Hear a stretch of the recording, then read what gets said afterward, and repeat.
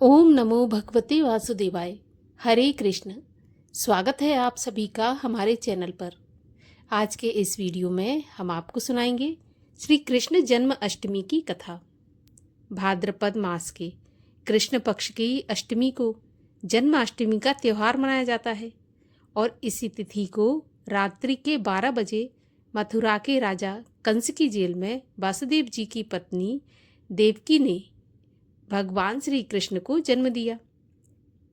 इस तिथि को रोहिणी नक्षत्र का भी विशेष महत्व माना जाता है और इस दिन देश के समस्त मंदिरों में भगवान श्री कृष्ण का जन्म उत्सव मनाया जाता है। पूजा की जाती है, श्रृंगार किया जाता है, झूला झुलाया जाता है और साथ ही साथ व्रत की कथा भी सुनी जाती है। रात्रि 12 बजे तक भक्तगण व्रत करते हैं, कथा सुनते हैं, भगवान की आरती करते हैं, इसके बाद अपने व्रत का पालन करते हैं। आइए आपको इस वीडियो में हम सुनाते हैं श्री कृष्ण जन्म अष्टमी की कथा।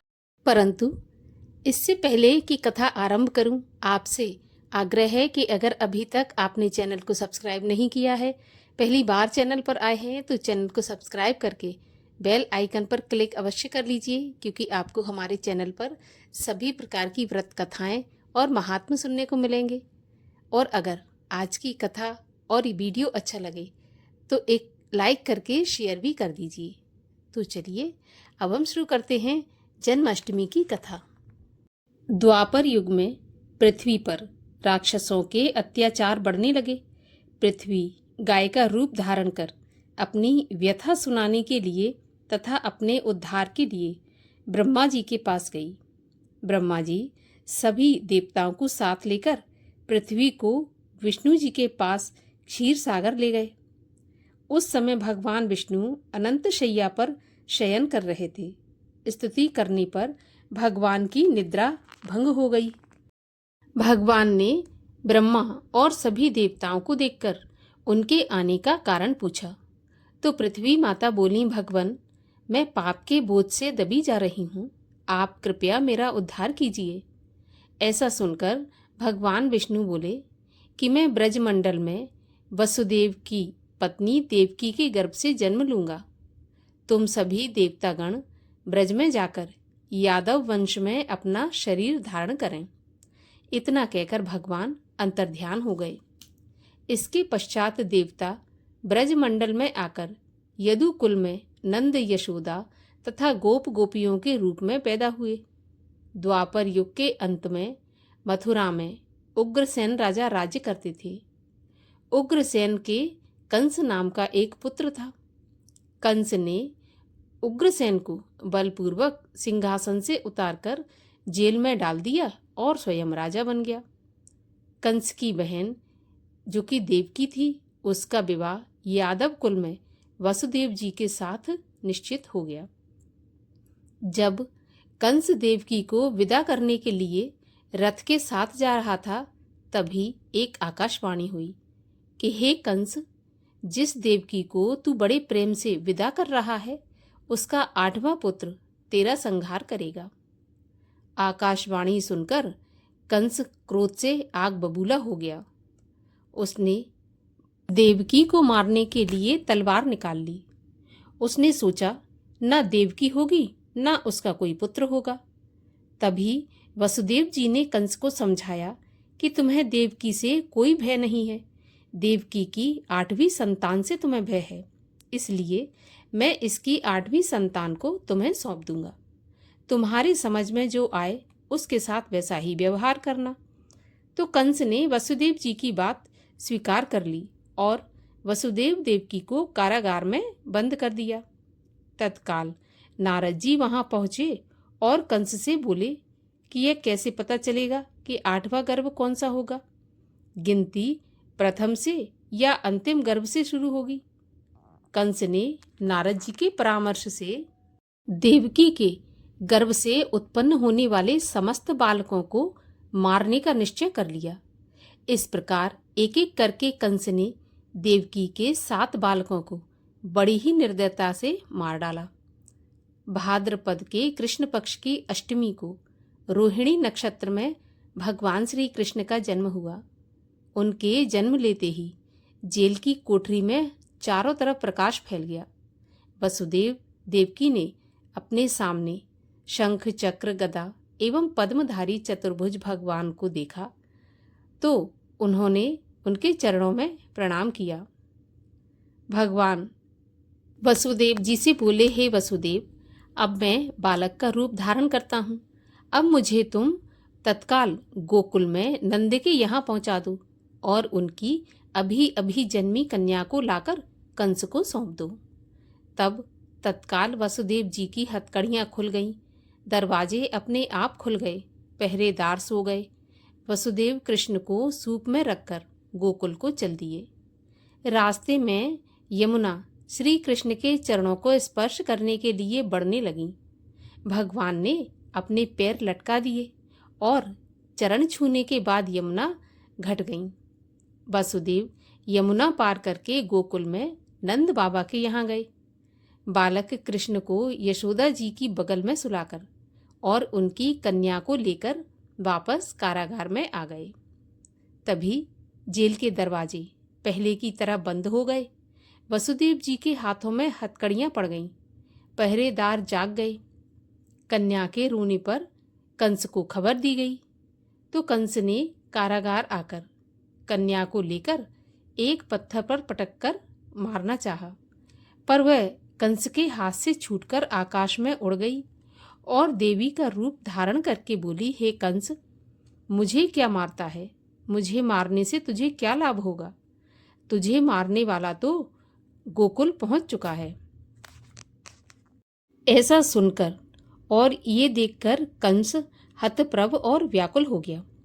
कंस ने श्री कृष्ण को मारने के लिए अनेक दैत्य भेजे। श्री कृष्ण ने अपनी अलौकिक माया से सारे दैत्यों को मार डाला। बड़े होने पर कंस को मारकर उग्रसेन को राजगद्दी पर बिठाया और अपने माता पिता को कैद से छुड़ाया। तभी से इस तिथि को बड़ी ही धूमधाम से सारे देश में पूरे हर्ष उल्लास के साथ में कृष्ण जन्म अष्टमी के रूप में मनाया जाता है। आप सभी को कृष्ण जन्माष्टमी उत्सव की हार्दिक बधाइयाँ। और आइए इसी श्रृंखला में एक और कथा सुनते हैं, जिसमें नारद जी भगवान नारायण से पूछते हैं कि भगवान, ये पृथ्वी बार बार कैसे उत्पन्न होती है और प्रलय के समय कहाँ चली जाती है।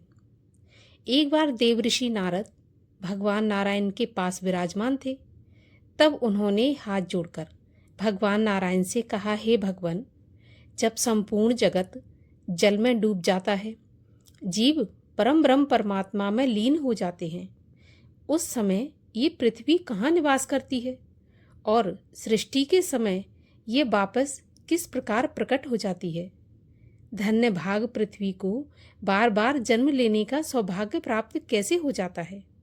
हे प्रभु, आप पृथ्वी की उत्पत्ति की पूरी कथा सुनाने की कृपा करें। तब नारद जी की जिज्ञासा शांत करने के उद्देश्य से भगवान नारायण बोले, वत्स नारद, महाविराट पुरुष सदैव जल में विराजमान रहते हैं। एक निश्चित समय अंतराल में उनके मन में सृष्टि की रचना का विचार जन्म लेता है। तब उनके रोमकूपों में हलचल मच जाती है और किसी एक रोमकूप से पृथ्वी निकलकर आती है। जितने रोमकूप हैं उन सब में से जल सहित पृथ्वी बार बार प्रकट होती है और छिपती रहती है। सृष्टि के समय प्रकट होकर जल के ऊपर स्थिर रहना और प्रलय काल के समय छुपकर जल के भीतर चले जाना, यही इस पृथ्वी का नियम है। महाविराट की आज्ञा से ब्रह्मा, मैं और शिव आदि देवता और समस्त प्राणी प्रकट होकर इस पर रहते हैं। इसके ऊपर 7 स्वर्ग हैं, इसके नीचे 7 पाताल हैं। मेरे वराह अवतार के समय यह मूर्तिमान रूप से प्रकट हुई थी और देवताओं ने इनका विधिवत पूजन किया था। उस समय मेरे वराह अवतार के साथ इनका विवाह हुआ था, जिससे मंगल देव का जन्म हुआ। देवऋषि नारद बोले, प्रभु, देवताओं ने आपके वराह अवतार के समय पृथ्वी की किस रूप में पूजा की थी। हे भगवान, आप उनके विवाह और मंगल के जन्म का प्रसंग सुनाने की कृपा करें। भगवान नारायण बोले, नारद, मेरे वराह अवतार से पहले हिरण्याक्ष नामक दैत्य ने पृथ्वी को रसातल में अथाह जल में डुबो दिया था। तब ब्रह्मा जी की स्तुति से प्रसन्न होकर मैंने वराह अवतार धारण किया और हिरण्याक्ष को मारकर पृथ्वी को रसातल से निकाला था। तब मैंने पृथ्वी को जल के ऊपर स्थापित कर दिया था। उस समय पृथ्वी की अधिष्ठात्री देवी एक परम सुंदर देवी के वेश में थीं। उनकी कांति सभी दिशाओं को प्रकाशमान कर रही थी। उन्हें देखकर मेरे हृदय में उनके प्रति प्रेम उत्पन्न हो गया था। तब मैंने वराह रूप में ही पृथ्वी के साथ विवाह किया और 1 वर्ष तक हम साथ रहे। फिर मैंने पृथ्वी को वरदान दिया था कि मुनि, देवता, दैत्य, मनु आदि सब तुम्हारी पूजा करेंगे।